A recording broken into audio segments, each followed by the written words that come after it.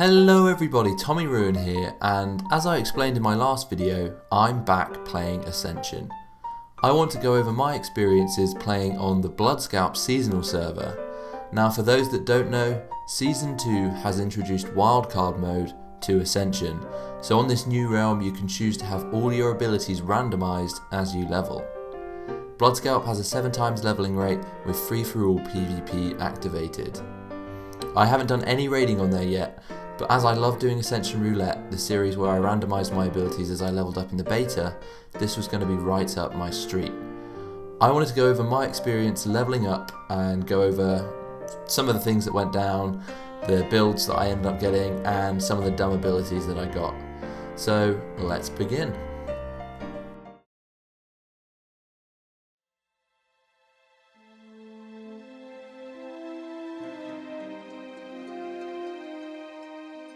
So like when I started playing 2 years ago, I roped in my little bro to help level up with me as he thought the premise of randomised build was pretty cool too.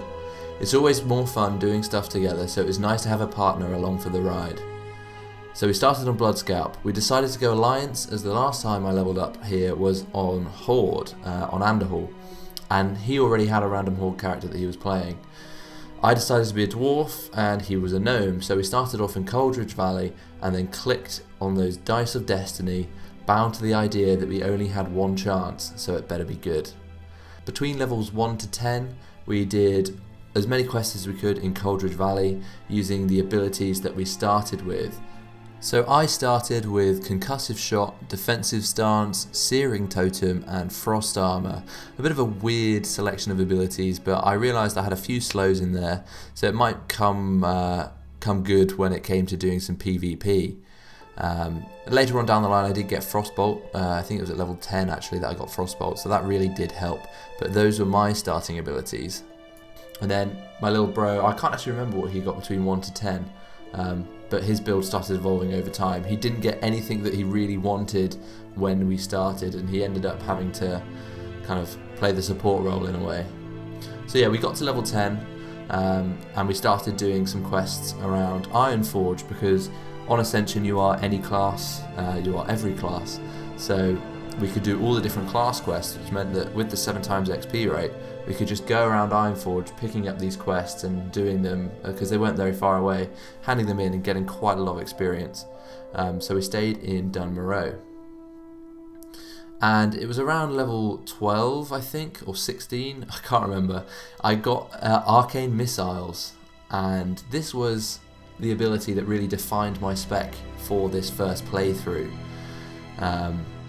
I invested a lot of my talent points into making it work with Arcane Missiles, and made quite an efficient leveling build, I think, utilising clear casting and the arcane talents related to that. It's something I'll discuss more in another video, but I was effectively a magic user, using Arcane Missiles as my main spell, and my brother was very unlucky still, getting mainly melee abilities, but none that really made a spec work. His focus was on critting so that he could proc deep wounds, but he lacked a good weapon to deal some damage, and he also lacked a good energy spender. So that was until around 24, and at that point I had picked up some good, I picked up the mage spell Scorch, but my focus was 100% on Arcane Missiles at this point. I ended up getting quite lucky and getting abilities like Water Shield to help with mana regeneration, so I was basically constantly regenerating mana because Arcane Missiles, every hit of the missile can proc clear casting, which meant that you had loads of free mana to cast Arcane Missiles.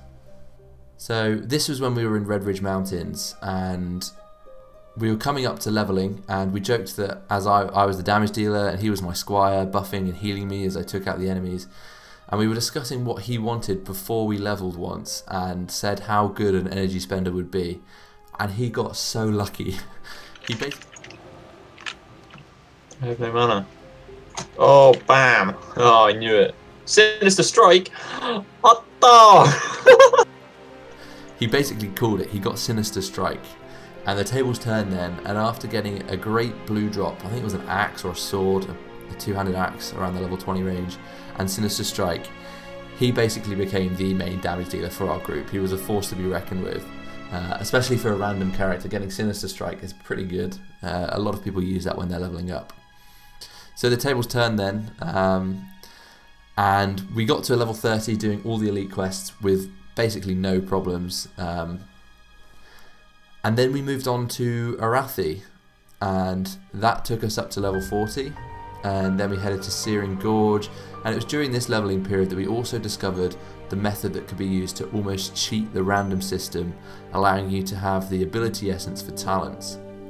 Now this was using one ability and one talents to bank the ability essence that you have, and then unlearning the talent so that you could spend it on the next level on a talent which uses 2 ability essences.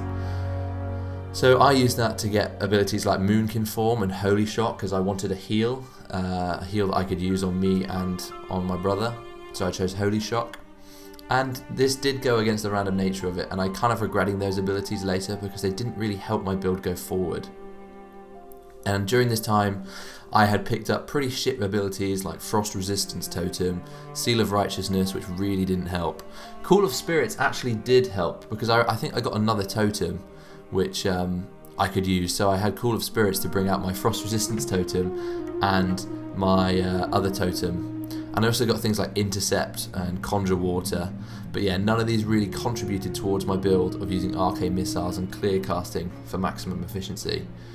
Although I did get some abilities which turned out to be kind of useful, and they're abilities which you don't think about using, so things like Water Walking and Levitate, which you kind of gloss over when you're making a build. You end up actually using them. I think there was a quest in Searing Gorge where we had to go down into a mine, and you could fight your way through all the enemies, or you could just drop in. And we ended up just dropping in using Levitate to glide us down to a platform so we didn't have to kill everything in the mine. So it was around level 50 where things started getting interesting again. We headed to the Plague Lands to start our grind towards level 60 and started doing quests at the cemetery near the Argent Dawn camp. And it was here that we started meeting level 60s who were looking for a fight. We thought we would be okay as we were grouped up, but things had changed since I last played. There's now a system called Honourable Combat, which, FYI, I still don't fully understand. Where you engage in PvP with someone, you can't be attacked by anyone else. This meant that they could take out us poor wildcards in shitty gear with ease and not worry about group pressure. I imagine this system is nice at level 60 when you want to do a one-on-one, but for us leveling it really didn't help. So we just got picked off. I was engaged in combat and then my little brother couldn't do anything, he just had to watch, and then he would die as well. To a level 60 he would not be using a wildcard build. Yeah, I imagine this system is nice at 60, but for us it didn't help. And what also didn't help was getting abilities like Cat Form at level 52. Now it was a bit late to start looking at Cat Form as a viable build idea, having to pray for energy spenders in the final few levels. So we quested through the Plague Lands, dodging levelers and 60s alike, and getting more shoddy abilities after shoddy ability, until we hit 60 and got our sweet, sweet mount. So yeah, the first playthrough was more of a learning curve than anything, to be honest, but we weren't done there. The adventures didn't stop. We weren't content with our leveling experience and decided to try it again, this time on Horde, and this time we decided we'd try and cheat the system a little bit by securing a good set of abilities to start with. This took its time. I mean, you think you've got a good set of abilities and then you're like, maybe not. Maybe I don't want to use these. So you'll delete the character, remake another character, and you'll get an even worse set of abilities. And the cycle continues until you just have to say, enough is enough, I'm going to stick with this. So I started with a pet. I had Tame Beast, which is something that I wanted to try. And I also got Holy Light and Power Word Shield. So I thought, maybe I could be a kind of hybrid pet user and a healer. And my brother started with Bear Form, an Imp, and some other crappy defense spells, I think. So we thought maybe we could work out a good system where he pulls all the mobs, gets the aggro, and I keep him alive. I guess we wanted to try and be a tank healer combo and prayed that he would get swiped to AoE everything. Now I was pretty happy with my healer pet build, taming my trusty companion Krabby Patty early on. I tried to get the name Mr. Krabs, but apparently that is reserved. Like, what the fuck? As we were Horde, we started by going to the Barrens and then onto Ashenvale. Now Will had still not got any Bear Form abilities, but was hitting hard with his auto attacks, which meant he was still putting out decent threat. I ended up getting 2 abilities, which I found very useful about this point. So this is something which I want to explain fully. Around level 22, I got the spell Aspect of the Viper.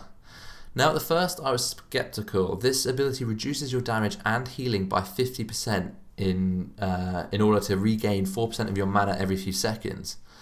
And I thought, this is not going to be very good. I'm only going to be using it out of combat. But I was wrong. I found a really neat trick to regenerate mana and heal while stance dancing between Aspect of the Viper. So I'd toggle it on when I'm not doing anything, and if I needed to heal anyone, I would have it toggled until I needed to heal. So I'd toggle it on, and then I'd cast my heal until it got right to the end of the cast bar, and then toggle it off to maximise the amount of mana that I was regenerating. This allowed for the full heal to go off, while also allowing for maximum mana regen. Comboing this with the fast swinging main hand to benefit from the mana gain from hit, and I was not having mana problems anymore. This combo was really core to how I leveled up and how I managed to stay on top of my mana problems. So the second spell I got was Moonfire. Now this one is a lot more simple, but I stayed in Viper form and fired a lot of Moonfires to grab lots of surrounding mobs for my bro and our pets to kill. I talented into Moonfire to increase the damage that it did, and it was actually quite a lot of damage just from that one spell. So leveling was a lot faster this time around, and we had properly got to terms with the talent builds for our specs. I went down the route of Power Word Shield, and like I said, as well as buffing my Moonfire damage, and then my brother decided to put points into Reckoning to do more weapon swings in bear form, as well as upping his crit. And then he also held on points so that he could pick up Blade Flurry down the line for some added cleave damage. So there's not really much more to say about that. We both had a blast leveling around together on Ascension. It really reminded me of the beta times where we leveled up from 1 to 60 together there, so it was fun to remember those times, whilst also having fun with our randomised builds. We are looking forward to doing some dungeons, hopefully, and maybe raiding as wildcards on the server, so long as it stays up long enough. So there might be some more content related to that soon, and you could see our characters properly. So thanks for listening to my video of my experience on Bloodscalp Season 2. I can't really remember everything that we did, so sorry if it's a bit blurry in places. I didn't really log everything as we were going along. I just decided to record it just in case I wanted to make a video. But hopefully you enjoyed it. Remember to comment and subscribe for more Ascension videos, and hopefully I will see you in the next one. Thanks for watching. Bye.